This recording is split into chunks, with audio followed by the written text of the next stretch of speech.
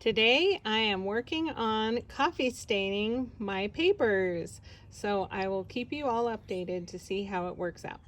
Hi everyone, this is Monica from Craft Plan Create. Today I wanted to talk about tea dyeing versus coffee dyeing, and I wanted to share my experience with you. This is the copy paper I used, and this is the cardstock I used. And so let me go ahead and jump right into it.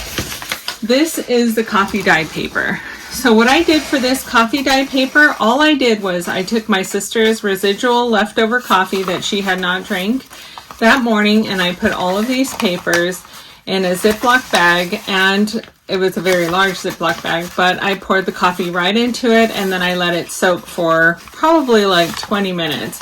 And I smashed all the papers down, and I just really wanted to let them soak it up.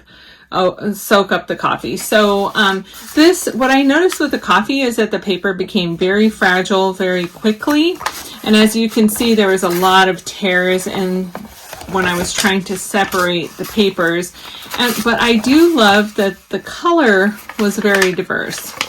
Right, so look at this one, and it was super easy to do. It was just regular white copy paper.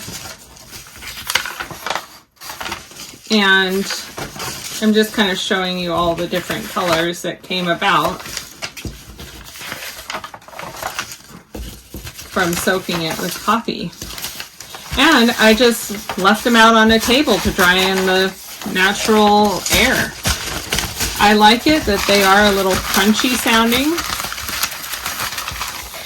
but they are still very flexible to put into a junk journal. They do not lose any of their spring, and here it is. They'll make wonderful signatures. Now this is the coffee dyeing, and that took a longer time to do than the tea dyeing.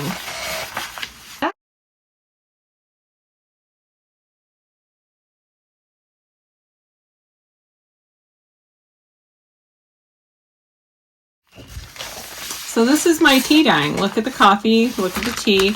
I think with the tea dyeing for me particularly, I got a much better color. What I did with this technique is I used probably about 1.5 cups of water, roughly, and 6 tea bags, and I just let them soak. It was regular, the cheapest black tea I could find from the dollar store, and yeah, I put all my papers into a flat cooking sheet, and I let them sit and soak in the tea. And this was my diversity of colors, and then I let them air in the sun as well. So there you can see, it's really a lot more consistent in the coloring with the tea than the black tea than I got with the coffee. And whenever I look at this, I still can't believe it's just regular paper. It's so pretty. And I love all the abnormalities too. It really adds to the character of the paper. And there's a lot of texture. And this is so funny. This was an impression on my cookie sheet, and I really like it on my paper too. So there you go. Look at that. Isn't that so fun? Luckily, it doesn't say cookware on there. I think I would be a little embarrassed to use it, but I do also like these little lines that came off of my cookie sheet. You know, not the flat cookie sheet, but it's kind of elevated and it sits in the cookie sheet. And I like the stripes that kind of cooked on there as it dried. I did that intentionally to see if there would be a difference. Okay, so this is the last thing I wanted to show. I really didn't care for it. I'm going to be super honest. It wasn't my favorite. It probably still isn't my favorite, but I do like this. Doesn't it look like an old piece of wallpaper? So interesting how just a little bit of tea dyeing changes the entire look of the paper. Look at that. Here's the comparison. Tea, regular. And I do like the crunchiness that it adds. I think with junk journaling, You want good sounding paper. And it still is really, really flexible. And it will make a good signature. So anyway, that was my experience with tea dyeing.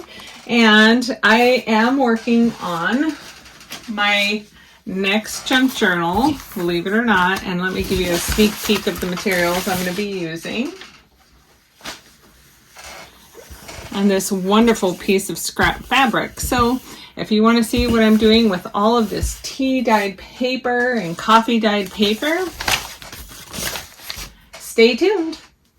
Hope you're having a great day.